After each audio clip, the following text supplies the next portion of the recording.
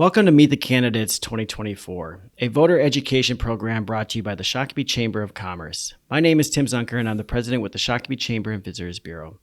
Our hope is that these candidate interviews and profiles will help you, the voter, understand your choices when it comes to the 2024 election. We ask voters to arm themselves with the information necessary to make educated choices and to make casting your vote a priority. Please visit the Shakopee Chamber website at shakopee.org to find out more information about the upcoming election for Shakopee City Council. And now I'd like to welcome current council member Jesse Lara. Jesse, thank you for joining us today. Please tell us a little bit about yourself. Thanks, Tim. Yes, so I've been on the Shakopee City Council since April 2023. Prior to that, I had served on the Board of Adjustments and Appeals and the Planning Commission for 2 years. And so my wife and I lived in Shakopee for 17 years now. We have 2 young kids, and during our free time, you'll find us either downtown Shakopee or at one of our many great parks. Great. Thank you, Jesse. Yes. So let's get into the questions. First one is, why are you running for re-election to City Council? Yeah, running for re-election mostly to continue to provide Shakopee residents and future residents a reason to call Shakopee home. Our low crime rate, our great Parks and Rec department, our low taxes, and our bustling downtown are just a few. Great, thank you. What are your top 3 priorities if elected to City Council, and how do you plan to address them? Sure. Top 3 priorities. So the first one, the Innovation Hub. I'd love to see that project continue to progress. For those that don't know what the Innovation Hub is, it's going to be a flexible space bringing technical hands-on training with partnership of the private sector.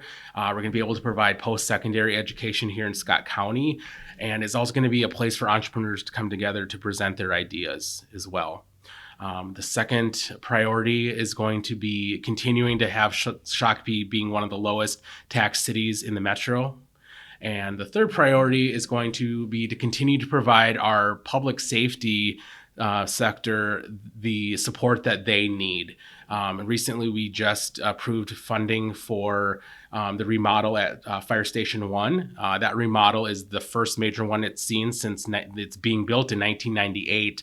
And a majority of that project right now is to convert portions of the building into to support our 24/7 fire department model.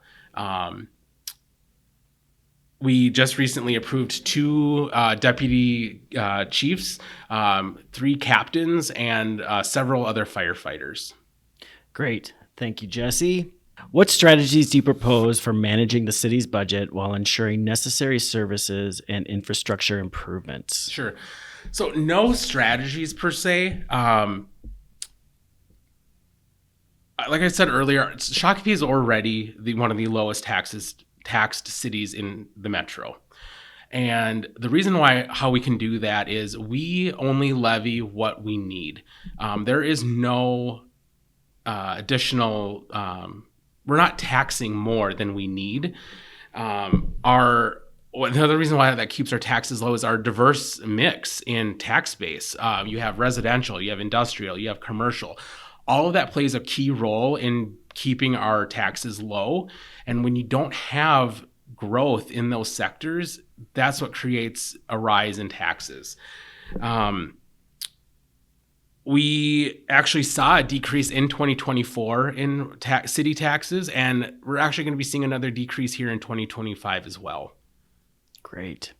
Thank you. How do you plan to strengthen economic development to support existing businesses and attract new businesses to Shakopee? Yeah, so mainly it's to keep the EDA funded. There's no reason why this should not have gotten a unanimous yes vote. Unfortunately, it did not. I want my yes vote on that to send a message to the business community that they have a supportive council. There are many great initiatives under the EDA, like our entrepreneur group that does meet regularly. So currently I do serve as the liaison for downtown Shakopee. We are currently in the process of reforming a business council downtown to help bring business owners together so we can help partner together closer. And of course, we have different toolbox. We do have different tools in our toolbox for businesses, of course, that they can, if they meet the criteria, they can apply, and we can give those considerations to those programs. Great. Thank you, Jesse.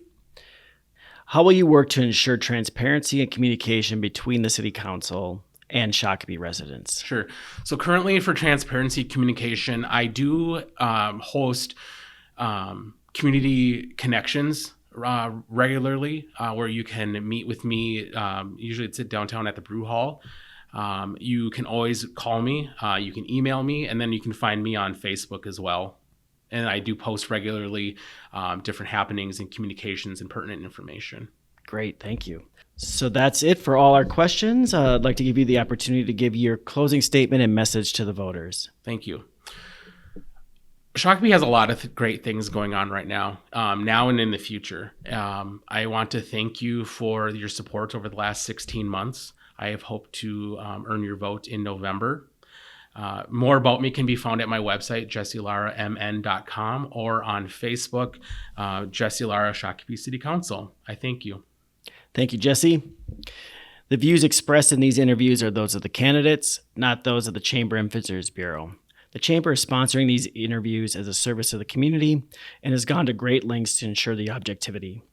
The Chamber does not endorse any candidate, but seeks to provide you, the citizens and voters of Shakopee, with the information you need to make an informed choice.